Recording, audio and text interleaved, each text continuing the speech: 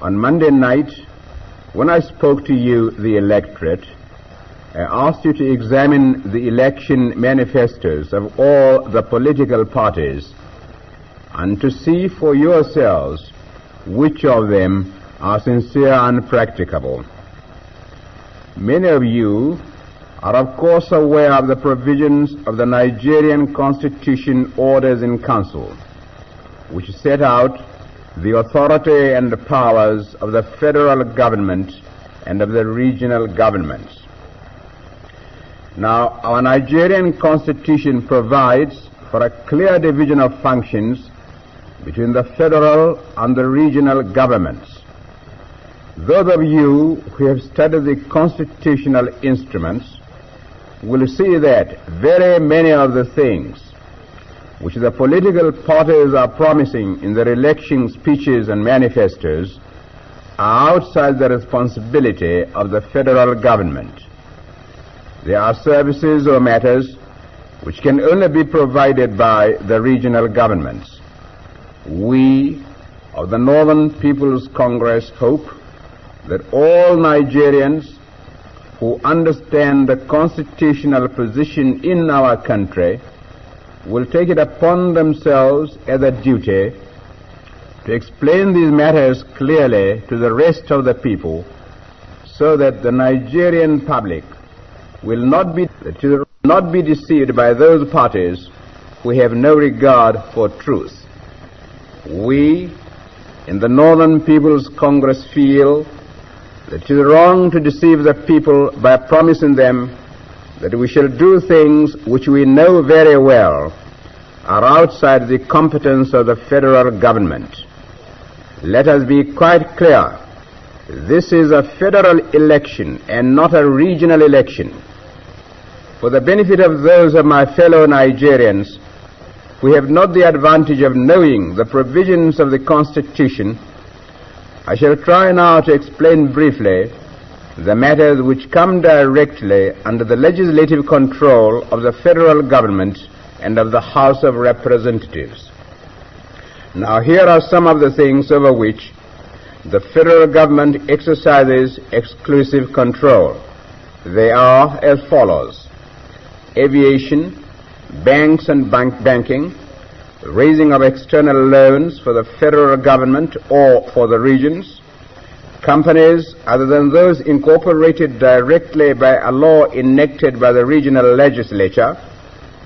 Then there's currency, coinage and legal tender, and customs and excise, and deportation from Nigeria, or the compulsory removal of persons from one region to another, and external affairs, that is the relations of Nigeria with foreign countries.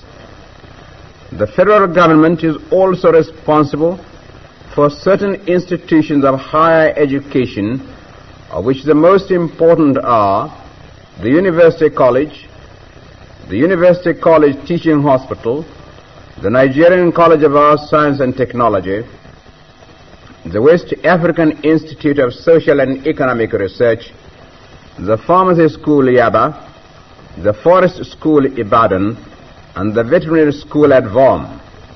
Immigration into Nigeria and immigration also come under the exclusive control of the federal government. Then there is maritime shipping and navigation, including shipping and navigation of tidal waters and of the river Niger and its tributaries. Then mines and minerals and nuclear energy. Nationality is another federal subject, and this includes the citizenship of Nigeria and the naturalization of aliens and the issue of passports and visas. Then there are the posts and telegraphs and telephones and railways and federal trunk roads.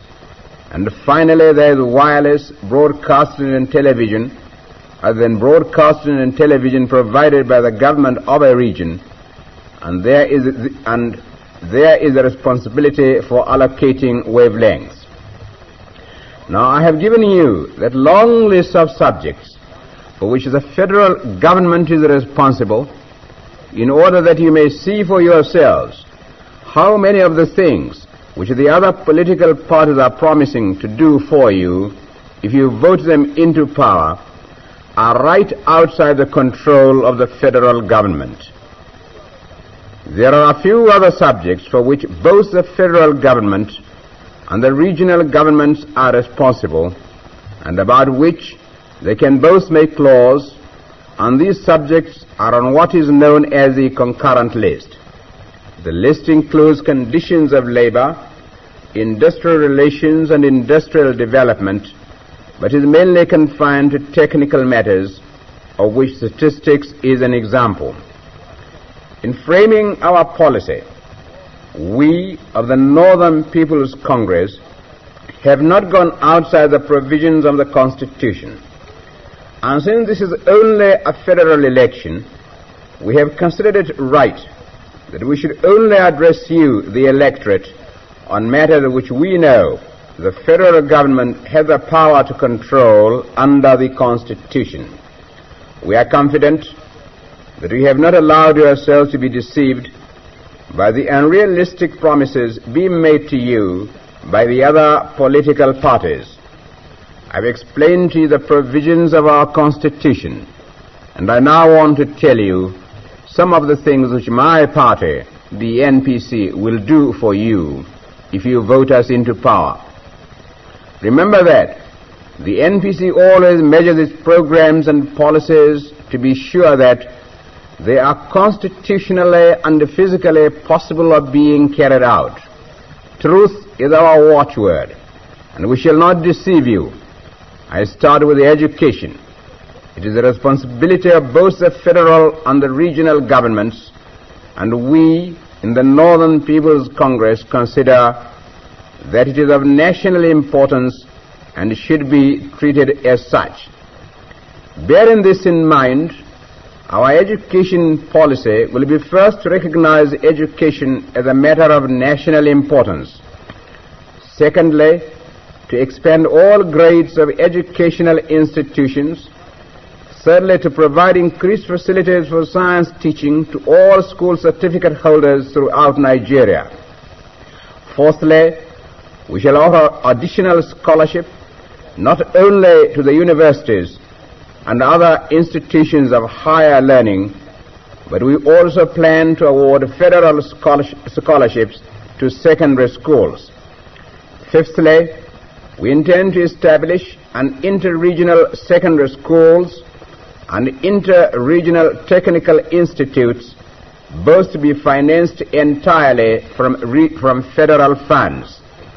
It is our hope that all the regions will cooperate with us in this project, because we feel that the mixing up in schools of students from all regions and from all tribal groups will definitely make a very valuable contribution towards our most important aim, which is the idea of unity in Nigeria, and it will assist in providing a balanced educational output throughout the Federation. This in its turn will make it possible for the Federal Public Service to be fully representative of all sections of the community. We shall establish a teacher training center especially for the training of secondary school teachers. And it is also our intention that with the cooperation of the regions and of the voluntary agencies, we shall see that there is an interchange of staff between the various schools in Nigeria. We also intend to establish more institutes of higher learning, and it is our view that Nigeria can even now accommodate more university colleges. In the field of medical and health matters, the aim of the Northern People's Congress is to eradicate completely all epidemic and endemic diseases. We shall concentrate medical research especially on the elimination of leprosy and smallpox and all such other diseases which you know only too well are so dangerous to the health and the well-being of the nation. Besides research into methods of curing diseases, we shall also conduct our medical research into preventive measures and we intend to give free medical treatment to all pregnant and nursing mothers and to all children up to school leaving age. We shall also expand and modernize the Lagos General Hospital. Now, these are some of the things that we plan to provide for you, and with a full knowledge of the financial position of the federal government, we are convinced that they are all possible and that we shall be able to provide you with these services without having to impose additional taxation on you. We of the Northern People's Congress will always tell you the truth, because we believe that you are entitled to know the full implications of what your personal vote may mean.